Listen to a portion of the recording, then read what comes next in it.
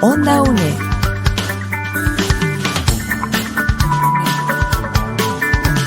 Un espacio de la Escuela de Ciencias Sociales y Humanidades de la UNED.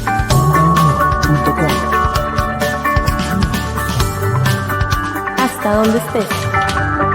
Onda UNED. Acortando distancias.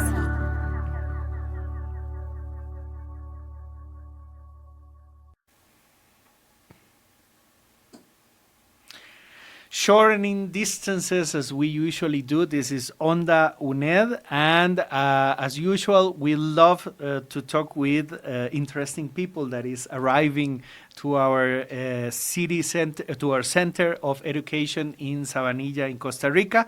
And now we are exchanging with a very interesting person that is coming from New York and the city of Boston originally, Mr. John Rubin. He is founder of the COIL method, Collaborative Online International Learning. Very much thank you for joining us, Mr. John. You are doing a series of workshops to academics and promoting the COIL method at UNED. Maybe we can start by you telling us about this method, how it works, and how it can improve the distance learning method of UNED. Sure. COIL actually arose in a traditional learning context, not in an online learning context. It was an evolution where there was a need for students to know other students around the world, to understand the world a little better. And traditionally, even in the US, very few students get to study abroad, to travel abroad. Maybe in the US, 10%. Of all students at university have this opportunity. In other countries, it's often 1% or even less. And I was fortunate to have an experience as a traveler myself. I visited the country of Belarus in Eastern Europe just after it became independent when the Soviet Union collapsed. So this was like 25 years ago. I met some very interesting students in Belarus. And when I returned to the US, where I was teaching film production, actually, at the State University of New York, I thought maybe my students would be interested in communicating with these students in Belarus. So I approached my own students in my own class, and I said, how would you like to meet some students from Belarus? And they said, I don't know, what's Belarus? So the interest was not great at first, but my students in Belarus had made short movies about their life when I visited with them. So I said, well, why don't we look at their movies? And they were just like home movies, really. We turned out the lights, we ran the movies. Afterwards, my US students couldn't stop asking questions about Belarus and these students' lives. And I was very excited by this. I said they communicated. Even though they were beginners as filmmakers, these students in New York really appreciated what they saw. So I came up with this idea of a course where students would produce videos in one country, send them to the other country. The students then, though, would not just view them, but they would make a response video, an answer to the video they got. And then it would continue. When it went back to the first country, they would make still another response, and then another. So they would make a 4-part video done over about 2 months, each team having about 2 weeks to make their short video, and we would see what we get. And the results were very exciting. The students learned a lot from each other, but they also visually argued. So maybe a video would come from Belarus, and the US students would say, we can do better than this. We can do something different. So they would make something that was actually kind of contrary, sort of opposing almost. And so then the Belarusian students had to figure out, now what do? We're having a visual argument. And it was very interesting because the pairs each chose very different pathways. But it was so exciting to have to navigate this. This was done around 2002, a long time ago, before YouTube, before Facebook. None of the social media was yet active. So this idea of communicating through video internationally was extremely new. So I then said, well, how can we promote this? How can this be more than my class? And gradually meeting some other professors who had similar interests but were not filmmakers, we developed a model where student-to-student exchange internationally would be the core concept. And the idea was whether they were studying physics or sociology or graphic design, they would collaborate over these thousands of miles. They would learn about each other. They would see something of this new country through the eyes of the students. But in most cases, they still would never travel.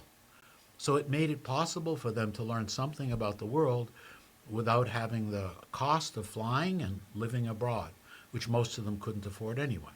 So that was the beginning of this idea. Gradually, then the issue was how to develop such an idea. You know, how do you spread an idea of this sort, which isn't easy to do, because at the beginning it was John Rubin's unusual film course. You can't really promote that very far. So we created a center called the Center for Collaborative Online Learning, and this was at the State University of New York, where I was based, and we invited many professors from different fields to come, and we would say, this is how you might do this in your field. And we would try, and this was the hard part, to find them a partner in another country, because there was no infrastructure in the world to find professors to work together in such a way. It didn't exist. So that became one of our challenges, and just to shoot towards the future, gradually people found this very interesting. I was very happy. At first I thought, who will go to all this effort? But more and more professors and schools wanted to do this. And it grew steadily and slowly as a format. Then COVID came.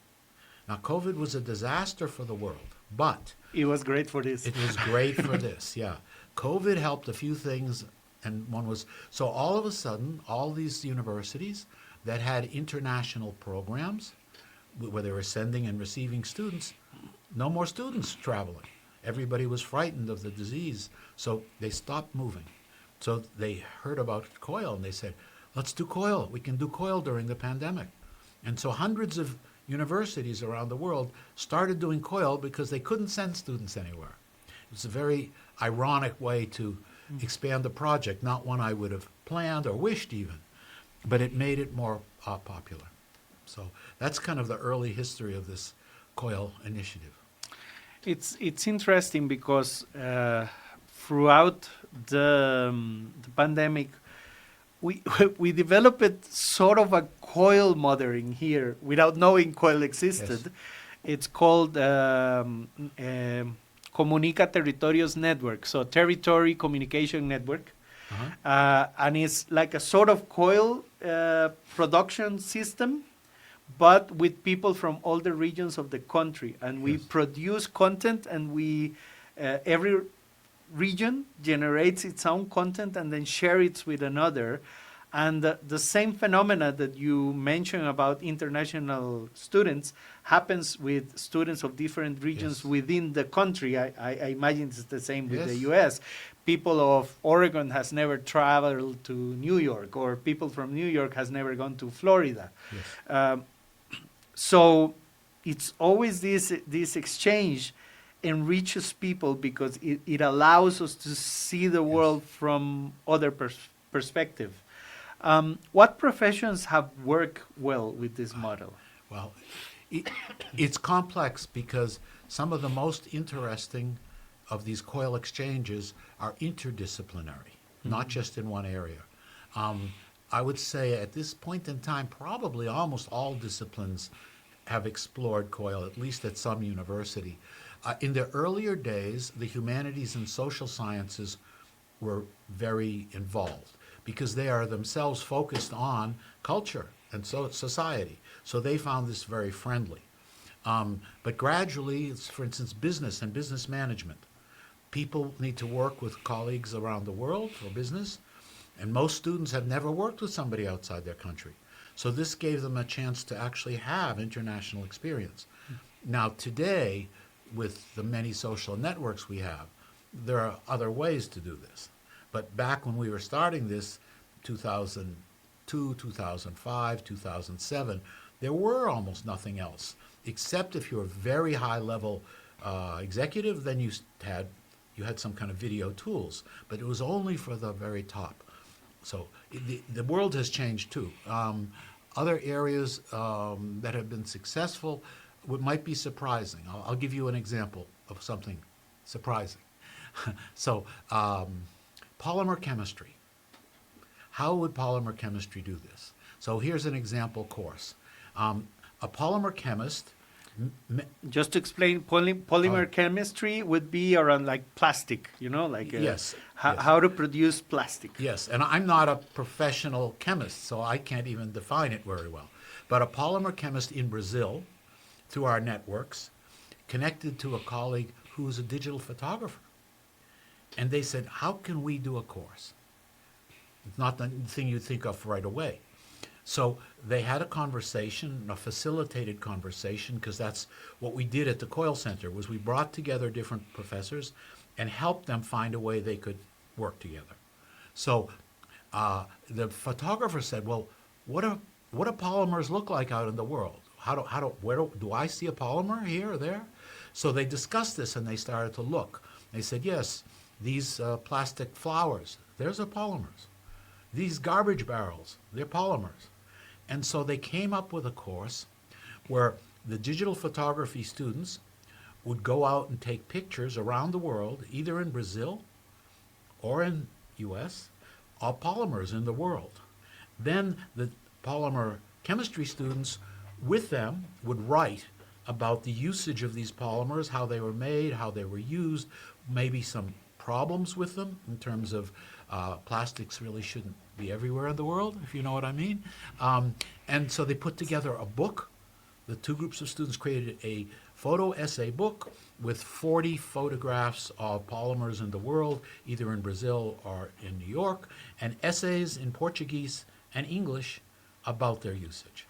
So that was a very unusual COIL because it was very interdisciplinary, and but they created a beautiful little book, and the students were very proud of it. And finally, in many fields, especially at university, you concentrate, like let's say the polymer chemistry students, but when you get into the real world, you have to promote what you do. You have to communicate what you do. You can't just be a student forever. And so they learn from this experience how graphic design and photography really needs to be part of their life too. Yes? And the photo students who are probably prior to that filming, I don't know, things from their daily life, now they learned that they could work on something as scientific as polymer chemicals and take good photographs and enhance their portfolio. So it helped them both in the moment to meet each other and work together, but also to understand how the world works. That when you get out of school, you're no longer in one little discipline. You have to work with other disciplines so that your work gets seen, known, and understood. And it's funny because these networks actually break something that is actually happening in the world, that in this phone and in the internet we have all the information of the world is here. Yeah. It's connection. But the algorithms that we use on the social media only show us the sort of content we already agree with or we already like.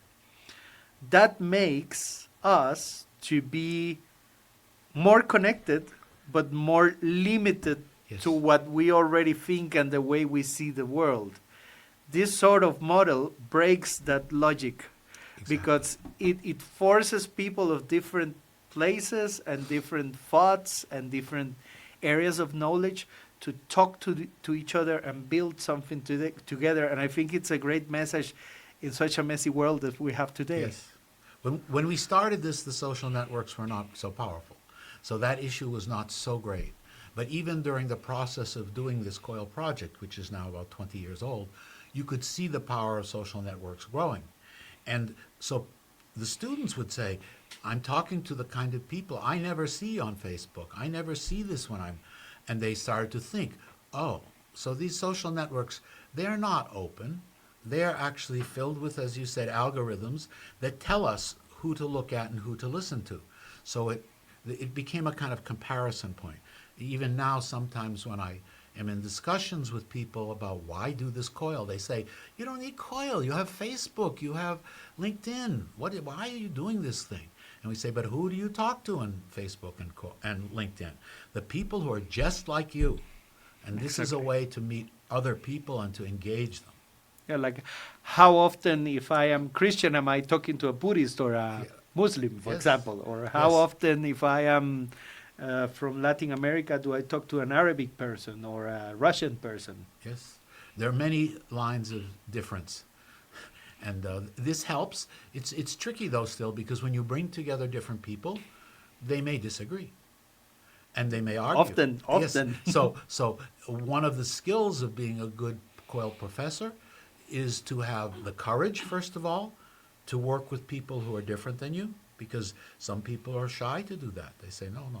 I just want somebody who teaches the same course as me and has the same attitude. So it's actually part of the training to try to help people be a little more brave and to reach. And then with the students, what happens if you get the students together and somebody says something very specific and the students on the other side are, oh. So it means you have to be able to navigate some conflict and help people talk to each other. So it sounds simple. You just online, you talk to people, but actually the practice is pretty rich, and not every professor, let us say, wants to do this. No, you have to be ready to be challenged and to challenge.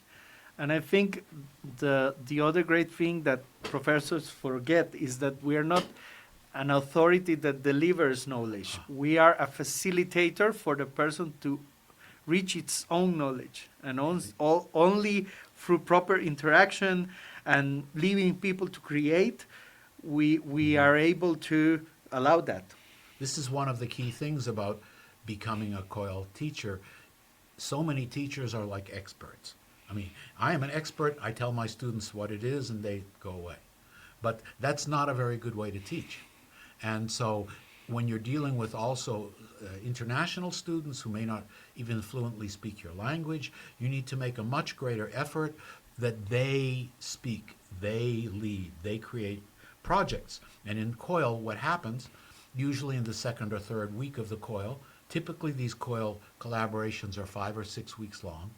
So it takes a little time for students and even teachers to get to know each other, to get comfortable, so they will even say something they think and feel. And then the students are typically put into small groups, let's say 2 or 3 students from one country and 2 or 3 students from the other country, and they are then pushed out to together create a project. So they do it as a group project, 4 or 5 or 6 students together, and then they come back later and they present their projects to the whole group. So that tends to be the structure of how the COIL runs, but there are others. They're not all structured exactly like this. So it makes the professor, even if he's used to just lecturing, he can't in a COIL course just lecture. It won't work. No. It will just die. So it's a great tool to help professors think more interactively as teachers. And so this is, I was mentioning this, I don't know UNED that well, but if you have online teachers, sometimes it can be even easier to be a lecturer because you don't see the students so close up. So I think it's a very good training for online teachers to do a COIL course, which is highly interactive, which demands a certain response, and maybe then that new approach to teaching will help them in general as teachers. Yeah, in my experience, I've 2 times in my life I've studied in the British model in Australia and Britain. Australia follows Britain. And I've also studied in Costa Rica. And what I've found is that our model in Costa Rica is always very structured. Like you received a list of courses that you have to take, and that's your list. You cannot go out of there. Yeah. And usually you have a teacher that has a way of thinking, and you cannot challenge the teacher. Whereas when I've been in the British model, the 2 times I've been, it's been a very free model where I can actually choose from a list of courses, what do I want to study?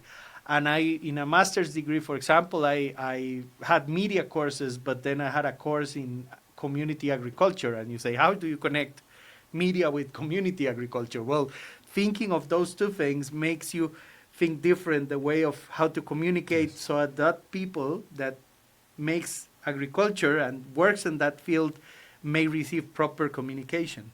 So I think this vision of COIL may make people talk to each other in a much better way and a much more integrated way.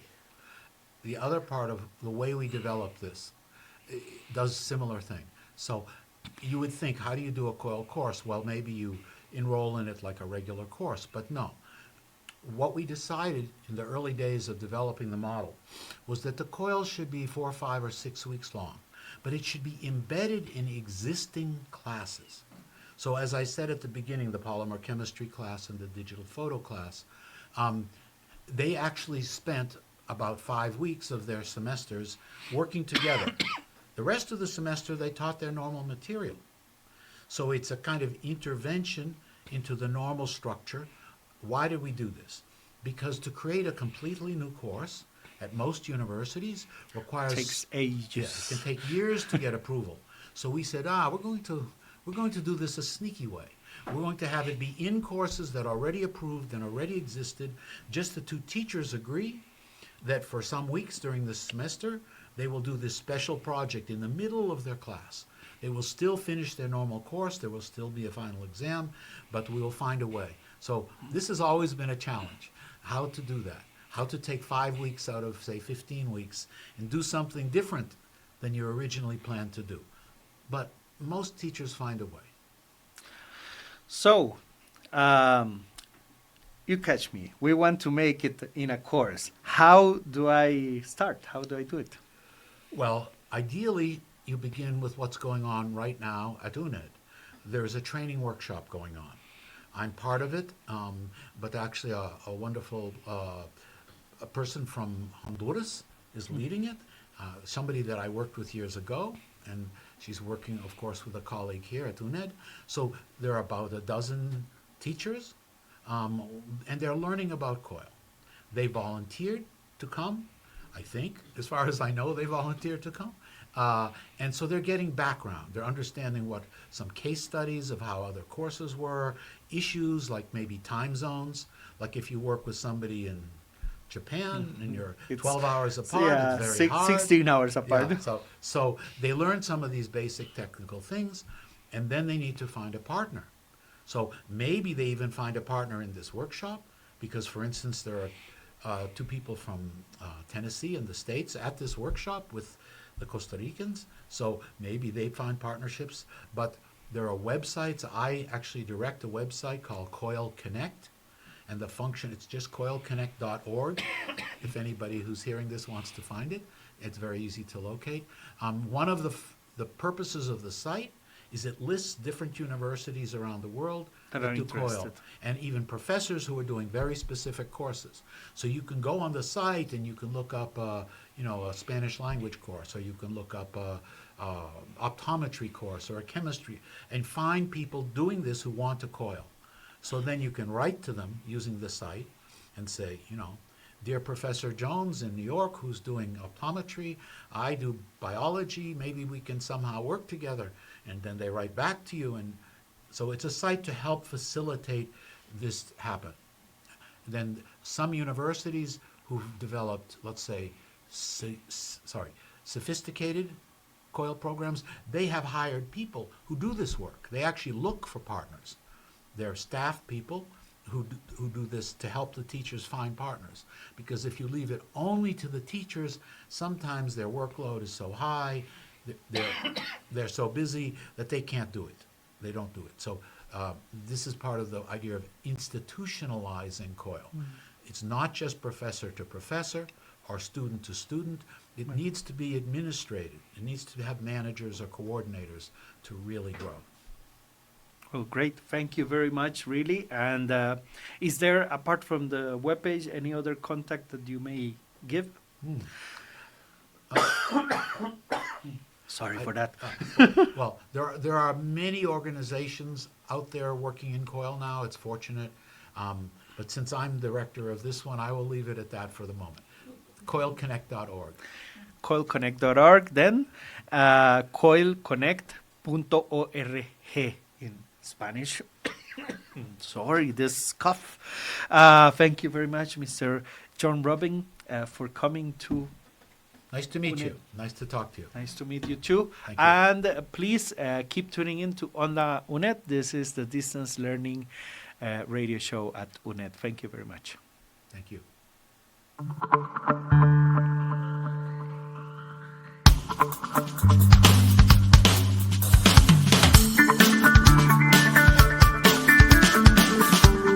Onda UNED.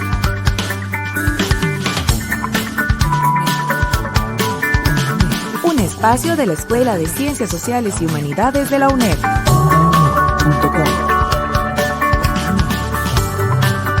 Hasta donde estés. Onda UNED. Acortando distancias.